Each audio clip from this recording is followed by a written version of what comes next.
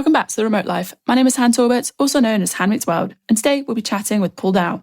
Originally from the UK, Paul is a co-founder and director of Traverse Events and founder of In Departures, a crowdsourced platform that provides detailed, authentic, and user-contributed insights about airports across the globe. In this episode, we talk about who In Departures is for, the development of digital nomad needs and lifestyle, as well as Paul's favourite locations and carry-on must-haves. So grab a coffee, a tea, or something stronger, and let's get started. Amazing stuff. Paul, welcome to the Remote Life podcast. How are you? I'm good. Very warm and sunny over here in Brazil at the moment. So yeah, pretty good. Life's quite good. How about you? I'm good. I can't complain. I'm in very sunny Vlora in Albania right now, but I definitely am jealous of you and your Brazil situation right now. So why don't we dive straight in? Tell us about you and your remote life journey so far. So in terms of remote life and digital nomad and that kind of stuff, yeah, a few years ago before the pandemic, myself and my girlfriend, we packed up our things from London, left London and went remote, mainly around Europe. We did a bit of Philippines, around Southeast Asia as well, that kind of stuff. So yeah, we were remote working and Airbnb, that kind of thing, and working online and living that kind of life until the pandemic came along and kind of slowed that down quite a lot. And we had to make some quick decisions in terms of where we're going to be based, because we kind of saw lockdowns coming in Europe and potential lockdown in the UK. So we made the decision to go home to kind of help family out, and have been there as a base since, but still traveling around all year, mainly with that as a base. But yeah, a little bit of a change from like digital nomad, kind of traveling all the time, but kind of works quite well, but is an extra expense. But we'll see. We might have to get rid of the flat and go full time again at some point. I mean, I'm not going to discourage you from that at all. It's funny, I always kind of think of you actually as one of the sort of OG digital nomads. I feel like, yeah, you've always been sort of off going like somewhere new and exciting. Where has your favourite destination been so far? As a digital nomad, I don't know, like people always ask that question with travel as well, like where's your favourite place out of all these countries? And it's kind of like, for me, they're all so different and they've got so different things to offer, so cuisine, the culture, all that kind of stuff. But I do love Portugal as a destination that I could potentially like retire in, I think. Love Southeast Asia as well, and the Philippines was amazing in terms of people are so friendly and the landscapes, the beaches are amazing. South America's amazing as well. So it's not, I don't think one place, but maybe Portugal if I had to pick one. Someone actually asked this on Threads the other day. So if I had to pick one to kind of retire and stay in, then maybe Portugal. There's definitely a lot going on there, and I can completely agree on that one. And like, if I really had to pick, Portugal is currently definitely in the lead for me. Dare I say that? But yeah, a lot of digital nomad things in Portugal as well. There was a conference fairly recently. Yeah, there's a lot going on, like the Algarve, the Ericeira. Like, it's so exciting to see so many different communities popping up around there. Yeah. And I feel like I should quick cheeky plug that if you guys are around at all in October, then definitely come and say hi at the Nomad World Summit, where I'll be leading a workshop. So definitely a little cheeky plug there. I knew something was happening. Yeah, but I feel like Brazil and South America is definitely a very good alternative. Is there anything that you think people should know about those destinations? Just South America in general, for example, because I feel like it sometimes gets idolized a little bit. So is there anything that you think people need to know before taking that leap? It's a good question. I think, yeah, Brazil in its, well, I'm in Brazil at the moment, but I'm lucky because I've got locals to take me around. But it's kind of funny because I kind of don't have my independence as much because they like taking me around in a car. It's kind of funny because I'm used to like solo traveling and finding my own way around and maybe getting on a bus and going somewhere. So it's very different. But in a way, that's a great tip in itself. If you know locals and be in touch with in South America that can show you the real culture of a destination, that's probably one of the really best tips you can get, because they'll show you the real sides of the country and the real best places to go, rather than just the digital nomad spots maybe, or the tourist spots that you will go and be familiar with. So I think if you can connect with locals, maybe local nomads or travelers that would be willing to show you around in these destinations, I think that's a really good tip to kind of get beneath the surface of a country. Yeah, for sure. No one knows the destination quite like the locals, so it's a very good entryway for sure. How do, obviously, like, I feel like you've got a very unique sort of entryway, but is there any way that you would maybe recommend for people, like, for the first time digital nomad, like any place you would go, or like any, I mean that virtually or in person, like where would you go to find locals? I think it's kind of, we found when we were traveling that it was quite stressful to actually be traveling quite often as like a nomad, digital nomad, like moving on every week or so. we found like staying for a longer period of time was always the best way to approach it for us, in terms of maybe staying like a minimum of a month in one place and really getting to know a destination. I think the longer you can stay in one place, even though you are moving around, the more you kind of get out of it, and the more likely you're going to meet locals in certain situations. So maybe you'll join a local club, maybe you go, I wouldn't, but maybe dancing, that kind of thing, dance club, or maybe just some hobby of some sort, some sports, maybe a running club that you could join, these kind of things where you can get to meet locals and meet friends. And a lot of countries, they're very welcoming and they want to show the best side of their country and what's happening there. So I think if you can connect with local communities in clubs and sports and hobbies and things like that, I think that's the way to go. And I think spending more time in a destination definitely helps as well. For sure, there's some very good ideas there.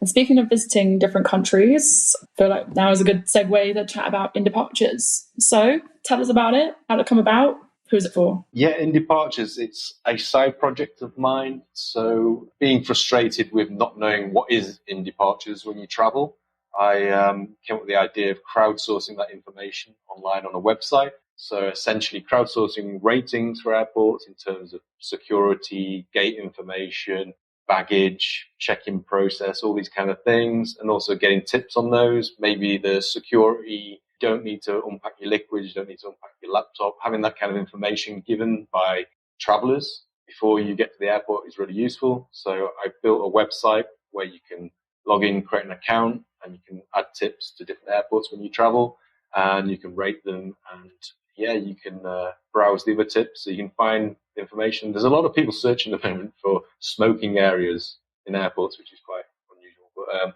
I guess if you're a smoker, it's kind of important, like, to know where you can smoke. So there's that, and there's water fountains, that kind of stuff that people really want to know where they are at airports, and they're quite difficult to find sometimes. So we've got people crowdsourcing that information on the website. So you can sign up, and I'll send you an invite, create your profile, and when you're next to an airport, you can add some tips, add your frustrations, that kind of thing, and get some insider info on what the best things at the airport are, or whether the lounge is worth visiting, and that kind of thing. I'd be so curious to know, is there a particular story behind like In-Departures? Like, how did that come to you, like, as a concept? Because when I think about it, I'm like, well, duh, like, that makes total sense to have something like this, like, especially as obviously somebody who goes like through, visits a lot of places.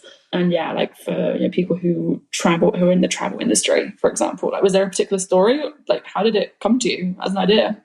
Not particularly particular story. I think it was just the frustration with like getting through security and there being no shops and no restaurants and that kind of thing. And you're like, oh, I didn't know this beforehand. And I think also some people say like, well, just use the official airport website. But if you ever visit some official websites, they're pretty poor. Some are really good and do a really good job, but often some are really poor.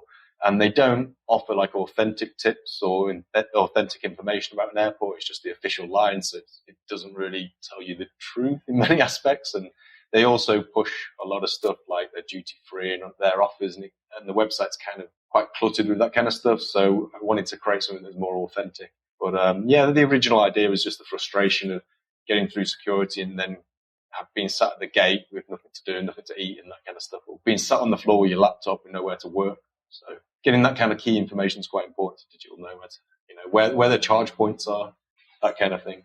100%. That's one of the like worst things, because I always kind of joke that I'm happy to get to like the airport, a few hours before I really need to, because again, you just open up your laptop half the time and just sit there and work. So it's really not that big a deal. Like, say for the average traveller, for sure. What's one thing you kind of wish there was more of in airports? It's more of like a weird sort of fluffy question, I guess.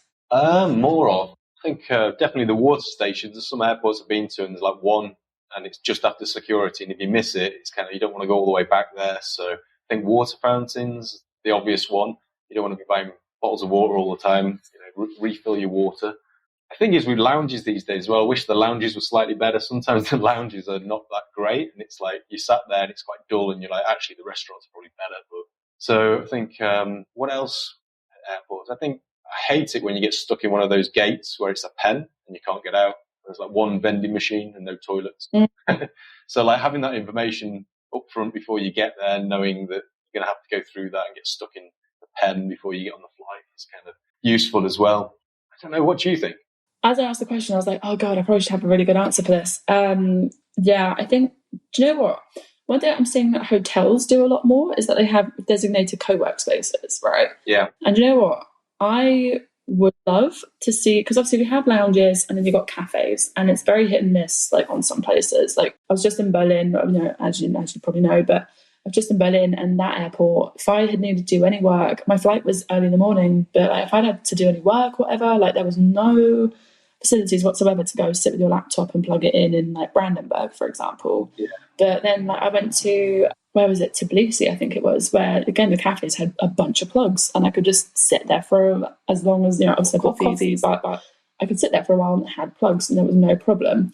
So I feel like what I like the hotels are doing is the fact that they have these co-work spaces, and I think that would be so great in airports, is to have that sort of medium between the lounges where you've got the buffets, you've got the fancy seats, you've got like, because they do have some meeting rooms in these lounges, but again, sometimes you don't want to pay 55 euros or whatever it is just to go sit there for like an hour, or sometimes you're only allowed to sit in there for 3 hours, for example. So I would love to have some kind of medium, because I know that they do it for airport hotels where you can pay by the hour sometimes. So if there was some kind of like structure for a co-work space where you could like pay however much money to go work for, say, 5 hours or however long you need before your flight, I would love to see more of that, if I'm being completely honest. Yeah, I think as you say, you go to an airport, often it will just be like the seating for food or dining and some charge spots, but like it's not set up for sitting down and working properly. As you say, like people potentially would pay a little bit of money to use that, a little bit like using a cyber cafe, but there's no computers there.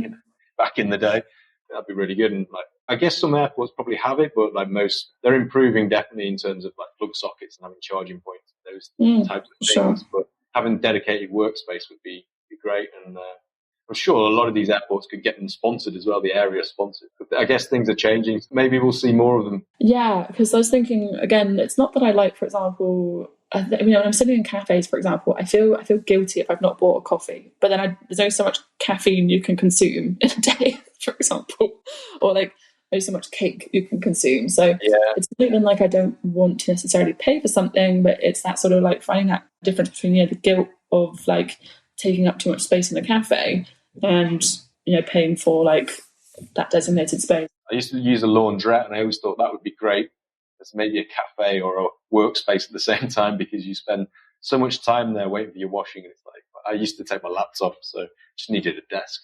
Yeah, I think what's so interesting is actually seeing that also now in general is that co-work and cafe thing, like concepts are starting to build. So again, I think there's so many different things that I'm so curious for, because once upon a time it would have been like, we need sleeping pods in the airport. Well, now you have got a version of that in a lot of airports, for example. So I think that'd be so interesting to see how that develops. So I guess like my next question for you is going to be like, what do you think, or do you think that the remote worker, digital nomad needs, or like the airport traveller, I guess in general, have their needs changed in, say, like the last 5 to 10 years? 5 to 10 years. Definitely in 10 years, I think, as you're saying, with these working spots or having a place to co-work, I think it's changed massively. I know in London, I have a flat in London, but it has no co-working space, but the flat's tiny. So like now they've started to build new flats, and it's kind of, they've got co-working spaces in the bottom, or there's one around the corner dedicated for that. So things are the same with airports. They're slowly changing for the travelers' needs, and you're seeing a lot of charge points all over. They're kind of installing charge points everywhere when they refit an airport. And it's like, actually, there's too many now, but they are changing slowly. And I think maybe the next thing is, they'll have more desk space, I think, at airports for these types of people. I think there's a lot of people also like trying to stay over at airports, often with long connections and stuff and things like that. So maybe there'll be more sleeping pods. I know they've obviously got Yotel Air and that kind of stuff where you can sleep at the airport. It's a little bit expensive, but tiny pods. But I think there'll be more people maybe doing that as well. I think more people traveling more often. It's a different type of travel as well, to like the holiday maker or people casually traveling. I think more need to have these facilities to work, as you say, and to get some sleep before you fly. For sure. And do you think that even from destinations, because I know that, like, for example, once upon a time, if you'd said, like, what's the best destination for a digital nomad, even though I really don't like that conversation, and like, what's the cheapest destination? I can't stand that question. But just thinking about, like, okay, like, what a digital nomad and remote workers looking for from a destination, do you think that's changed at all? I think it's all personal preference, really. But yeah, I think people want, I think, nice cafes to work from, maybe a gym as digital nomads. It's kind of cliched in a way, but I mean, like if you look at Bali and Canggu and stuff, it's kind of everything's there for you as a digital nomad, but it's not really Bali. But in a way, you can see the appeal of it because you know you get your laundry done, you can go out for drinks, nice restaurants, every kind of different cuisine you can think of. Get a gym pass, you can do martial arts, you can do all this kind of all your hobbies, get your work done. There's co-working spots, there's a community, everything's there. But I don't know whether after a while people want to seek a different experience really. So that's a great place to go and kind of get things done and stay as a base. But I think often digital nomads, you want to go out there and explore places at the same time. You want to be able to work, but you also want to get away from the crowds as well, I think. So I think, yeah, it's a personal preference. There's some people like different things. People like being in the city. Some people like being out in the countryside or on the coast and things like that. And that's the beauty of being a digital nomad. You can mix it up when you feel like. It's so true. Because once upon a time, I feel like Bali was the go-to place for it. And I'm not saying that it's not now. I feel like there's still quite a big demand for Bali as a destination. But I guess now that more destinations are, for example, developing co-working spaces, they're developing communities, they're developing visas. Like, because wow, there's so much more infrastructure that makes it better for people to, or just a lot easier for people to access that kind of lifestyle. But what are your preferences when it comes to destination? I think I kind of like it. I don't want to be talking about Bali all the time, but even when I went to Bali, it was kind of, I didn't know whether I hated Canggu or not, or loved it. So I kind of found it, all the facilities and stuff really useful and a good place to go back to. But then I like going away and exploring. So I think it has its place in terms of being useful to have all that kind of stuff for you and the ease of having things on your doorstep, having fast, decent Wi-Fi and that kind of stuff. And yeah, I think I'm a backpacker essentially before digital nomadism was the thing. So like, I quite like going out and exploring with my backpack and working from anywhere. And I don't necessarily need community all the time or people around all the time, or I just need a decent desk with Wi-Fi or a cafe. So my preferences would be to mix it up with, going and socializing, getting your things done, and also going out and exploring and backpacking a little bit and getting off the beaten track and maybe exploring some beaches where there's no tourists, that kind of thing, and going hiking up a mountain or volcano, that kind of thing. You're saying it very well. Is there anything that you think people still don't quite understand about remote work life or remote professional life? It's a good question. I mean, I guess people who don't do it, it's kind of changed with the pandemic, hasn't it? Like, I had a 9-to-5 job many years ago, probably over 10 years ago now, something like that. And I was always just moaning why people are still commuting. It's like, you're commuting, you're stressed, you get into the office, you're stressed, you've been going through rush hour, you get there and you're like, I'm worn out, I've only just got in, and then you've got to do the same going back, whether that's getting on the tube and it's really busy or it's driving an hour to work. It's kind of wasted time in many ways and wasted costs. So I just didn't know why people weren't working from home for at least a couple of days a week. And then the pandemic's come along and everyone's like, oh, let's just do this. Why aren't we just doing this? So it's changed a lot. I think for people who aren't digital nomads and kind of have a normal life, so to speak, it's kind of, they're looking from the outside at it and it probably looks a little bit crazy. Like, what are these people doing? How are they making money? I don't know. A lot of the time it's like people think people are rich or something like that, or they've just got a load of money in the bank from somewhere and they can just do it and they're not working. But I guess that comes from seeing things through Instagram and photos and all the good aspects of travel, I guess, that people see. But yeah, I think people need to know that it's possible, I think, and there are a lot of remote jobs out there, and maybe even transitioning from having a base and doing a remote job and then packing up your stuff and going away.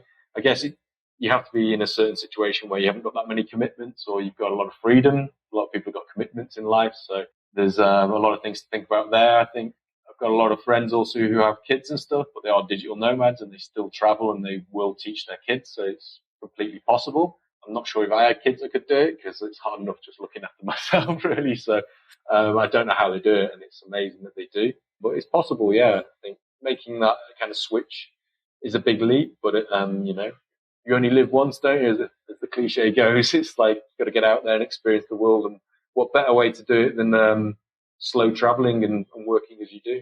Yeah, it's funny, isn't it? It's definitely not for everybody, that's for sure. And there's definitely a lot more to it than what you see with like people in there. And I'm completely guilty of doing the whole laptop and coconut like or coffee and at the beach like photo.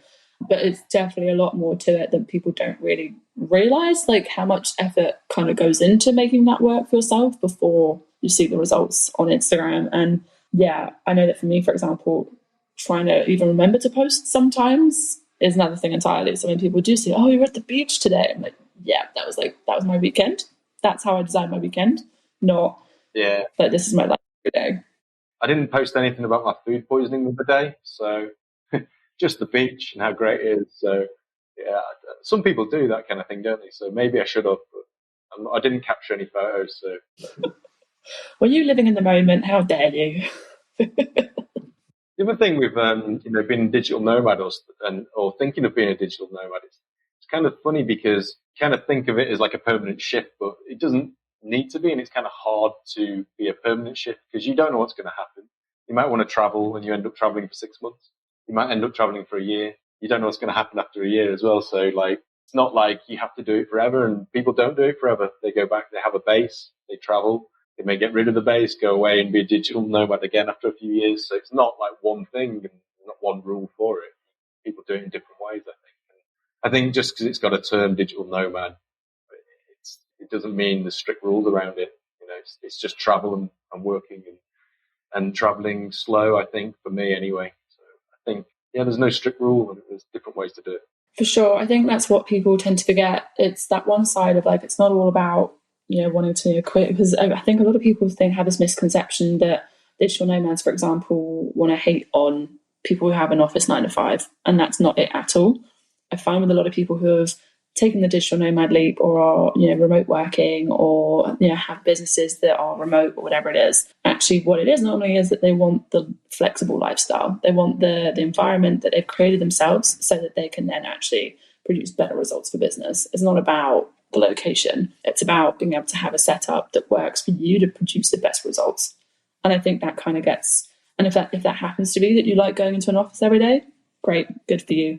But that's not necessarily what like everybody else also wants to. I'm finding that a lot more, and even like down to like soft skills. I feel like we need to talk more about like in general the soft skills that come from somebody who goes abroad, like all the soft skills you gain from going abroad, managing your lifestyle that way. Because again, it's very easy to kind of just go into an office like every day and just sort of like forget, just sort of do your work as normal. But there's a lot more elements, I think, that a digital nomad or remote worker also brings to the table that we don't maybe talk about as much too. I don't know if you would agree or not. Yeah, I think so. I can't remember. I read like some quote the other day. It's pretty cheesy quote. I can't quite remember it, but it's more like, the value in having experiences. And I think if you're just commuting every day to your job, it's like you're kind of the breadth of your experiences are more limited than if you're traveling around and you're doing different things, you're seeing different places, experiencing different cultures, doing things, seeing so much. That kind of has an impact on your personality and how you think about the world. And I think taking that to a workplace maybe brings a different angle to ideas or trying to troubleshoot things. I think it's good to have those types of people in the workforce that have been around and have done different things. I think it helps creativity and problem solving. Oh, lots of good stuff. I guess like one of my like final questions would be, is there anything on the topic of different destinations? Because we talked about companies, like generally we talked about airports, but what about destinations? Do you think there's anything that destinations need to know about remote workers and digital nomads at all? There's a lot of different countries doing quite a lot of initiatives, aren't they? But it's often when you travel to the countries, you might know more than me, but I often don't see that stuff in practice. Like, where's the co-working space? Where's the things that they set up? It's often hard to find, but you hear about it online, but when you get there, I can't find it. So I think it's being proactive about these kind of things and maybe even having a dedicated portal and things like that, and promoting the aspects of what they've got for digital nomads. Have they got co-working spaces? Have they got all these activities you can get involved in? How easy is it to rent properties? This kind of thing. Yeah, I think it's just the information and being aware that what's available in a destination. Maybe even the digital nomad visas, these types of things. Sure, there's some destinations who have done it well. you'll probably know more than me. So have you come across any? Destinations that are doing it well? Yeah. Yeah, I guess I would say that I'm curious to know more. I don't know enough yet, but I feel like there are destinations like Argentina, so Buenos Aires, for example. They have a whole welcome package for remote workers that you get before, like literally as soon as you land, for example. Got a whole community set up who will help you literally with that journey. Moving into it. And I quite like that idea that you are literally welcomed by people, because I think that's one of the biggest struggles from my personal experience anyway, is that digital nomading can be lonely if you're doing it by yourself, as can any travel, obviously. But if you've got that kind of ready and waiting community, or there's ready and waiting infrastructures, then quite a lot of the time, like that makes obviously things a lot more appealing. There's a reason, for example, that people still flock to Madeira in Portugal, for example, because there's been this community for, where are we now? So nearly 3 years. Yeah, nearly 3-4 years now, at least, that are ready and waiting. You've got the like Discord groups you can jump into. You've got like, again, information that you can find readily available. They've got the structures available. You find housing. There's community managers. So I think from that perspective, I would say that there are definitely those destinations that are doing it very well. Georgia, where you and I were at the beginning of the year, they did a whole push around remote work that people were quite surprised to find out. It was called Remotely Georgia. And they did, again, a whole thing where they actually shared on their tourist information page about the fact that, like, these are the visas, that's the situation. You don't need a visa for a lot of countries to be here for a year. The cost of living is very low. There are co-work spaces. And I think the community side, I had to do a little bit of an extra deep dive on. But they, again, are very open and very, like, I think it's just about transparency, isn't it? Just being very much like upfront about, we cater to a lot of different types of traveller too. Yeah. So I guess they're ones that come to mind straight away. Yeah, sorry, you were going to say something. I think it's a no-brainer for these destinations in a way. If they want digital nomads to come to their country, just have that information up front, have it in their marketing material, have a website, a nice hub that kind of displays exactly what they offer, and even like for destinations to have a co-working space available throughout the year, it's not a huge cost. Could be one aspect that appeals to a lot of people, that you've got the ability to just turn up and co-work from somewhere in the city or wherever it is. And as you say, having that welcome pack and knowing there's workspace there, there's accommodation here, there's a community here, social events here, that kind of stuff. It seems like that stuff doesn't cost a huge amount of money for a destination to actually do. It's just coordinating that and encouraging people to come and to promote it online and have that information available and being transparent with it. I think I haven't seen that from a lot of destinations, so I think it seems like a win-win to me, that there's not a huge cost involved, and it's just kind of making sure the facilities are there for digital nomads, and the Wi-Fi is quick enough, and the workspace is great, and there's accommodation, there's a community, and those types of things. Just encouraging that, and yeah, I can't see that being a huge amount of cost really involved. So I don't know why more destinations don't do it if they do want digital nomads to visit and stay and spend their money in that destination. Yeah, I think a lot of it obviously comes down to the fact that obviously the industry is still, as we know, recovering from a certain little pandemic we just had. But I definitely agree that I think if people who have got like communities and websites like yourself and I, that as long as we are championing that it would be so interesting to see what happens. Like, 'cause I feel like already, even within the space of 2-3 years since like the lockdowns obviously were altered, I think that there's been a lot of movement already, and it's only going to accelerate because we had that time to also again, it's all the power of the internet, right? Like being able to start these things and find like-minded people who are also doing similar stuff. So I know for me, I'm definitely curious to see what we could be doing next, as more and more amazing things like concepts like in departures, for example, start appearing. And there's just I think there's a lot of more people thinking about remote work as well after the pandemic. So there's so many more jobs that have gone remote. So a lot of people are thinking, hang on a minute, haven't got anything to be here for. I want to travel. I've got this remote job. Maybe I could get another remote job to get more flexibility, and maybe I can go and see the world at the same time. For sure. Okay, I've got a couple fun questions for you before we wrap things up. Are you ready? No. Go on then. I was expecting that. So what are the top couple things you need in your carry-on? I mean, a change of underwear has to be number one, right? Amazing. Well, I mean, just the change of clothes is always good because often your luggage goes missing, or you miss your next connecting flight and your luggage is on that flight or whenever. Your luggage has gone missing somewhere and you haven't got it, and you're stuck somewhere. You need to change your clothes. Toothbrush is good as well. Is there anything, I was going to say, is there anything that people might be surprised you have in your carry-on, but I feel like you kind of answered that. Yeah, I mean, change of clothes. I actually forgot the other trip, and it was my luggage didn't arrive somewhere, and I didn't have any change of clothes, so it wasn't pleasant. So yeah, it's always good to do that because airlines are always doing stuff with your luggage. Try and think of one more, but and then the usual stuff is just power banks, laptops, isn't it, for digital nomads? I don't take that much, so yeah, change of clothes, toothbrush, that's it.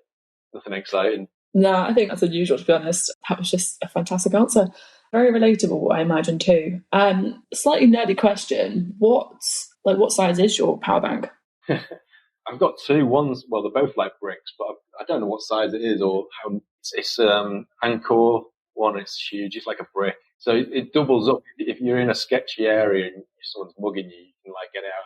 It's going to do some damage. So I don't recommend doing that, but it's always a good backup if you're in trouble. Sounds so doggy to ask, but I'm so curious because, again, I know for me, I have one that is very old that I had from forever and an age ago, and it probably only does about charge. So I think for me, I'm curious now, and then I see people who are carrying around ones that are literally as heavy as a laptop in itself. I'm going, why? Like, that doesn't sound very conducive to digital nomad life. But again, it charges their laptop, it charges twice, it charges their phone. So I feel like for myself and anyone who's listening, if you want an idea to model on, good to know. I actually bought mine and I was trying to charge my laptop with it and it didn't really work. It sometimes worked, sometimes didn't. So it's a huge thing, a huge power bank. It's about £100 or something like that.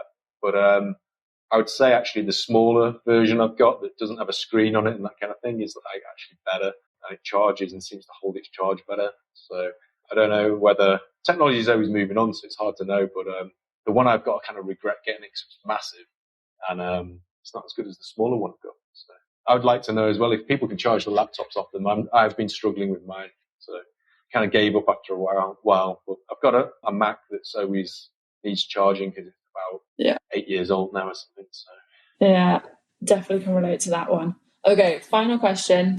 Fill in the blank. Home is where? I would like it to be on the beach. At the beach. That works. Home is where the beach is. That works. Awesome. Paul, it's been great to chat. Thank you so much. No worries. Thank you very much for having me. Thank you so much for listening to this episode of The Remote Life. And thank you, Paul, for taking the time to speak with us. You can find more details about In Departures below. Thank you so much again for listening. And we can't wait to remote work with you again soon.